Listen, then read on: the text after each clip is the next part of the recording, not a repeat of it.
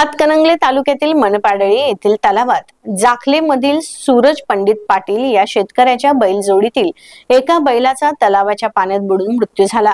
त्यामुळे शेतकऱ्याचं 1,30,000 रुपयांचं नुकसान झाल्याचं पंचनामा करणारे पशुवैद्यकीय अधिकारी आणि तलाठी यांनी स्पष्ट केलं। पन्हाळा तालुक्यातील जाखले येथील शेतकरी सूरज पाटील हे मनपाडळे गावच्या पश्चिमेस असणाऱ्या शेतात खरीप पूर्व मशागतीचं काम करत असताना मशागत करून झाल्यानंतर बैलांना पाणी पाजण्यासाठी तलावाकडे घेऊन गेले। पाणी पिताना दोन्ही बैल खोल पाण्यात तलावात गेले। सोबत बैलगाडी असल्यानं बैलांना बाहेर येता आलं नाही।